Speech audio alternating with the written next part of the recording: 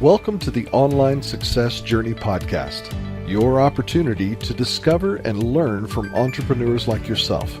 This is not your typical podcast, but a place where you can get the real story and find out how real people encounter speed bumps and detours, but journey through to find success. Now here's your host for the Online Success Journey Podcast, Patience.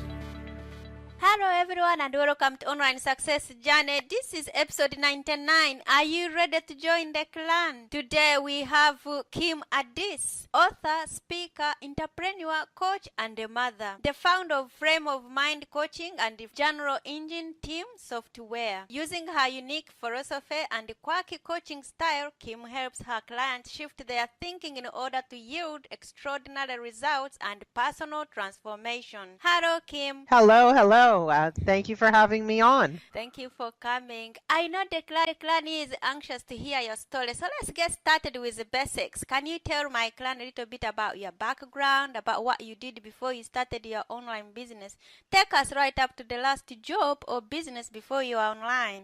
Okay, well, I've been doing this for 12 years, but before that, I used to own a software company, and we used to build simulation-based assessments, and the purpose of those assessments was to help companies make better hiring decisions. And so we would test hundreds of thousands of people to determine who would be the best performer for any given job or position. And we did that for about 10 years. You know, one of the products we built was called the real estate simulator. And what we were interested in was who would make the best real estate agent or the best real estate professional. And that product became very, very popular, one of our most popular products, and became the industry standard across North America to help brokers, real estate brokers, make better selections and recruit the best agents.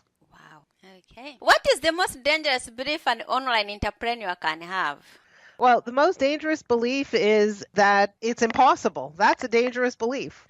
And the reason why that's a dangerous belief is because that really ties your hands. It prevents you from getting started. It prevents you from achieving any goal, right? If you don't believe it's possible, you will be absolutely 100% accurate. So for me, the belief isn't about online marketing per se. It's about what you think is possible. And if you think something's not possible, that's a dangerous belief. Why do you do what you do, Kim, for the last 12 years? Yeah, so what I do is I coach people. I coach a certain kind of person. I coach the highly driven population, people who have four things in common. The first thing is that they have big goals that they want to achieve. They have big ideas about where they see themselves. The second thing is that they're good people. They want to make a positive difference in the world. They're philanthropists. They do volunteer work. They give to charity. They're essentially good-hearted people, and they want to make a positive difference in their community, to their children, in their environment. Number three is that they like the finer things in life. They like good meals. They want to travel. They want to drive beautiful cars. They want to live in nice homes. They want to have great relationships. They want to be in great shape. They want the best that life has to offer.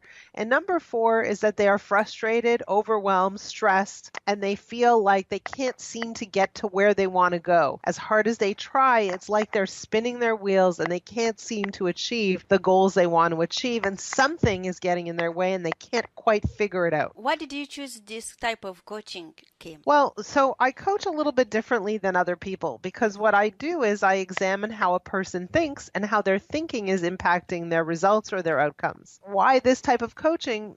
I look at a lot of different coaching programs out there. Most of them are focused on helping you achieve your goals by giving you a plan, or by helping you identify a plan, creating a series of action steps, and holding you accountable to those actions. For me, I believe a lot of people know what to do. They're not doing it. If we look at weight loss, we know what to do, but a lot of people aren't doing it. And even if we don't know what to do, there's a lot of information, there's a lot of resources out there to help us figure that out, but we're not accessing it. So the question is why? What's getting in the way? And I'm interested in that question, is what's getting in the way? And what I have found is that it's a person's thinking. So a person's thinking will determine what they achieve. So if they're struggling to achieve something, it's 100% a reflection of some type of thinking blockage that's preventing a person from reaching their goals.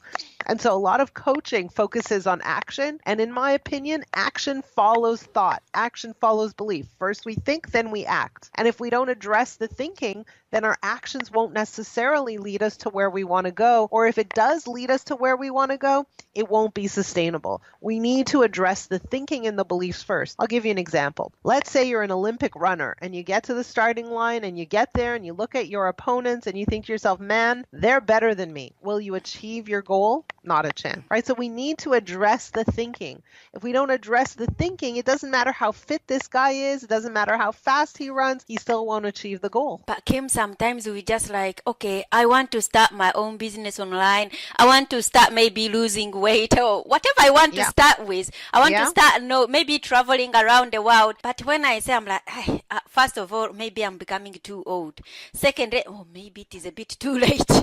So I started analyzing like that. And then third, I'm like, what would my friends say if I say, I am leaving work, I'm going to start this thing? They'll you are crazy. So how do you do that? So you have 3 beliefs there, right? I'm too old. It's too late. What would my friends think? Yes. Right. So that has to do with what you think. It doesn't have to do. So what? They might think you're crazy. Is that relevant? Absolutely not. And so the way you think will determine whether you take action or not, whether you stay scared and continue doing what you do or take a leap and do something different. So first we have to address the thinking. But first I need to understand what you're thinking and what's underneath your thinking. So let's just pretend, for example, your friends do think you're crazy. Should that stop you? Does that stop you? And the question is why? And once we really get to the core, then we can address it. Because, if you say your friends or family, you'll be like, I don't want to be outside my circle. Because if I start my business, then I can't talk to them. I can't say anything. If I go traveling, I can't see them. Do you think some things like that stops people doing different things? Of course it does. That's the conversation or the dialogue that occurs in your head. So number one is it true that your friends and family won't talk to you if you make a decision that they don't love? It's not necessarily true, right? That's an invention. We just created that. I mean, as you were growing up, did you do everything your parents wanted you to do? Maybe not. Did they keep talking to you after that? Probably. Maybe not in some cases. But let's imagine for a minute that you make a decision and you follow your passion or your dream and your family doesn't like it and they say, I'm not talking to them again. Okay, so is it worth the sacrifice of not following your dream for that? What's the real impact? What does it mean if they choose not to talk to you because of that decision you make? Right? What does it actually mean? And so what I want to do is go drill very far down and understand that if something terrible like that were to happen, could you cope? And if so, how? And how would you interpret that? And what kind of meaning do you derive from it? Does it mean they're right? Not necessarily. Have you ever had any client come up with those scenarios? Of course. I have a lot of clients who are very worried about what other people think. In fact, I haven't encountered a single human being who isn't concerned about what other people think. The question is, you can be wondering what other people think. The question is, does it prevent you from living the life that you want to live? Does it prevent you from achieving your goals and experiencing your greatest dreams? If it does, we need to address that. So what advice do you normally give them for the first time? Well, it's not about advice. It's about understanding someone's core beliefs. Right? So if I understand your core beliefs, if your belief is, oh my God, they're never going to talk to me again, what I do is I say, is that true? Did you ever do something that somebody else didn't like? Well, what happened? So I challenge their beliefs, right? I don't give them advice. I don't say, do this, do this, do this, do that. I challenge their beliefs because when you can start thinking differently, when you can start seeing the world differently, then you say, this is a fear or worry that's really unfounded. It's not necessary for me to have this fear. And if it does turn out in the worst way possible, I have what it takes to manage. I have the resilience that I need to bounce back from that. So in either case, they're fortified, they're strong. And from a position of strength, then they move forward. Not from a position of weakness, not from a position of fear or doubt, only from strength.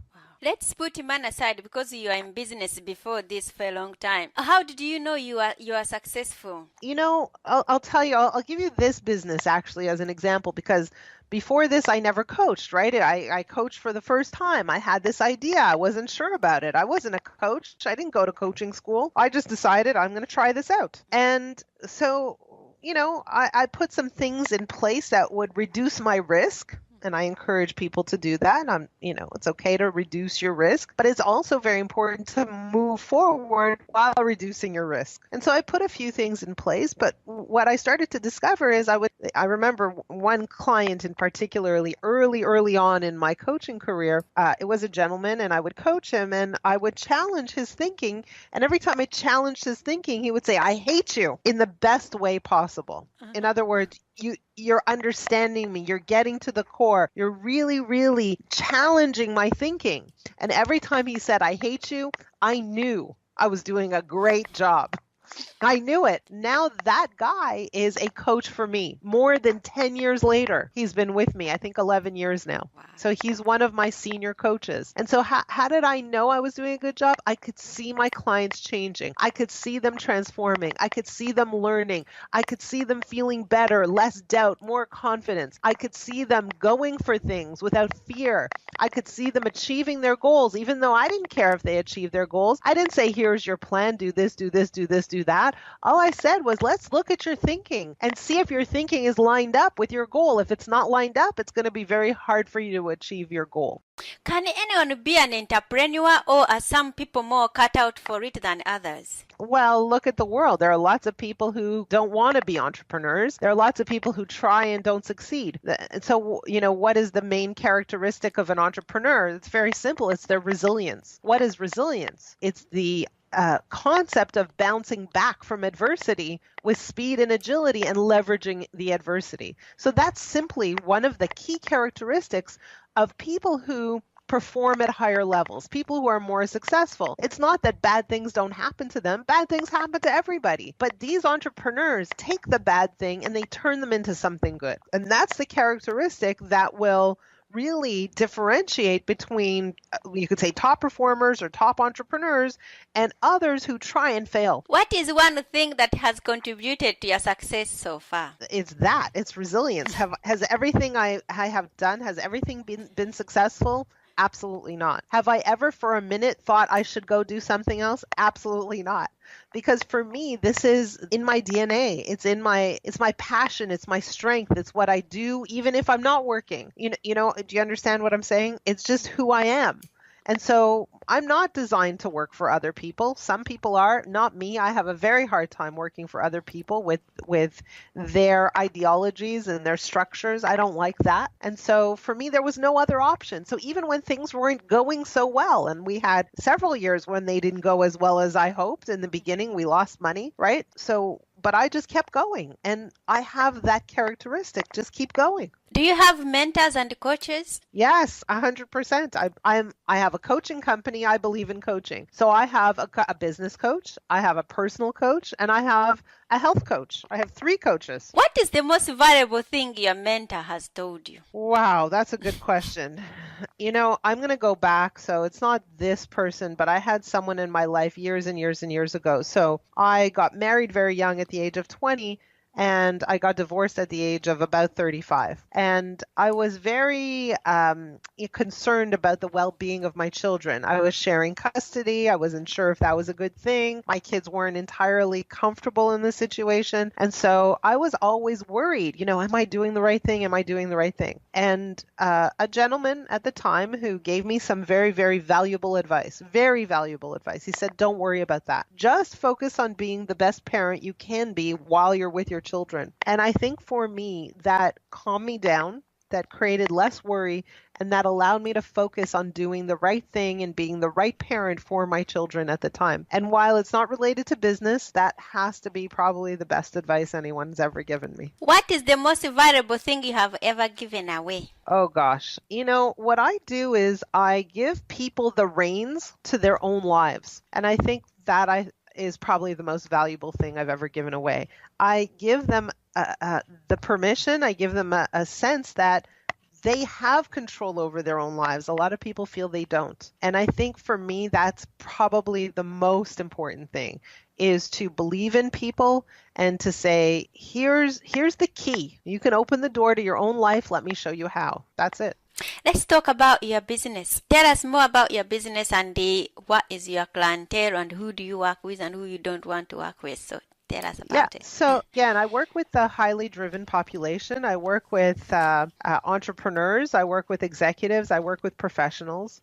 And I work with a lot of people who are innovators, people who are leading edge in their approach.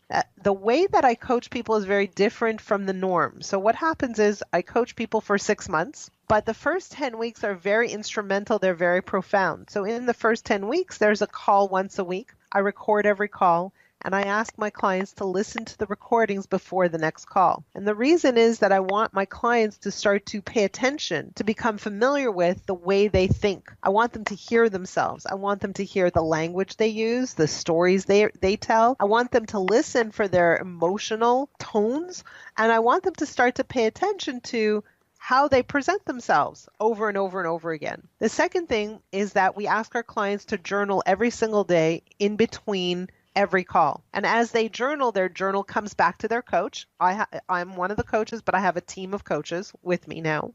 And the coach reads and responds to the journal every single day. So it's a very intense and intimate relationship. What's the purpose of journaling?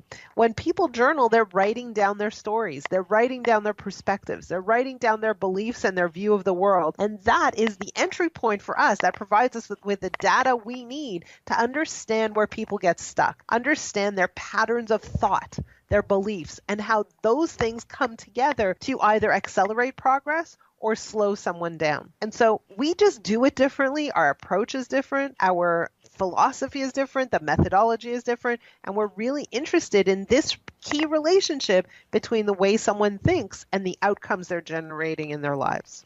So what happens after 6 months, Kim? After 6 months, some people stay longer, they go into maintenance, and some people take a break, but a lot of people, most people come back for more when they need it or when they're ready. But I don't want to keep people with me forever. The idea is to help people learn to be accountable to themselves, not to me. I'm not interested in them answering to me. I want them to learn a sense of importance in their own lives so that they make promises to themselves and keep them. And do you have like a different packages of this coaching, or someone wants to be on these coaching programs? Yes, of course. So we have a variety of coaches at different levels, and the different levels are reflective of the client, the budget, and the seniority of the coach. So we always find a match for the client. I don't want anyone to ever walk away because it's too expensive. So we have a variety of coaches that will meet your needs. So that's thing number one. Thing number two is that one of the things that we do here at Frame of Mind Coaching is we train people how to become a coach. So we work with leaders when they have children, when they have teams, when they have large organizations, and we teach them coaching skills. And we do that all over the world. Okay, that's really great. So where do we find the Kim's programs and the products so we can join? Yeah.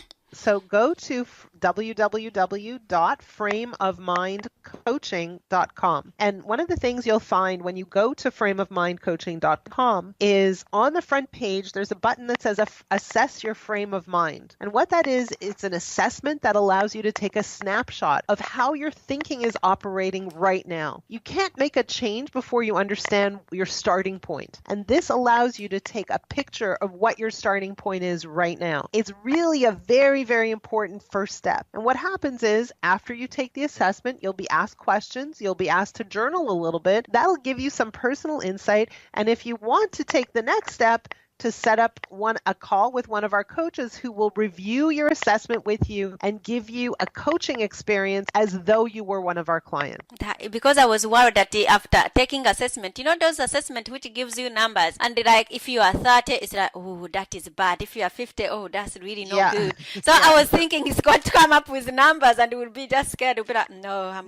There's no numbers. There's no Okay. numbers. All right. You give us the numbers, your numbers stick, but the beauty of this assessment is that you get to review it with one of our senior certified coaches. And that's really important because you'll be able to go over it with someone and really understand where you're getting stuck and what's happening for you, and what the impact is, and so on. It's a very powerful process, even though it's just one call. Of course, we're going to invite you to learn more about Frame of Mind coaching, but that's not mandatory.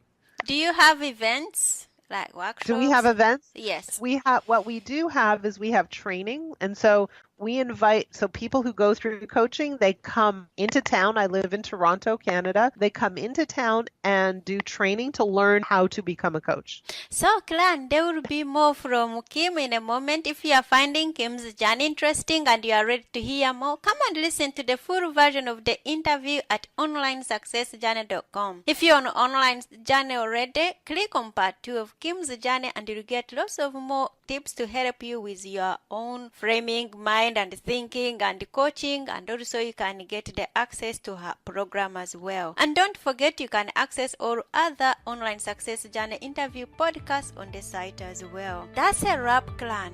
Remember, success is a journey. Patience and Kim. This is not the end of the journey. We hope you've enjoyed listening to part 1 and want to be sure you know there is a second part to this and every journey podcast at onlinesuccessjourney.com, filled with even more success tips, uplifting stories, and even a bit of fun. There are dozens of episodes only available to the members of the Online Success Journey clan. Check out the website and click on Join the Clan for more information. Patience would like to thank you for listening to this podcast, and she has a free audio gift for you at her website. Go to onlinesuccessjourney.com for instant access to this gift. Of course, you know that listening to the journeys of others helps each of us chart our own path, so make sure you're subscribed to be notified as each new interview is posted. There are so many ways to stay connected to the Online Success Journey and to listen in.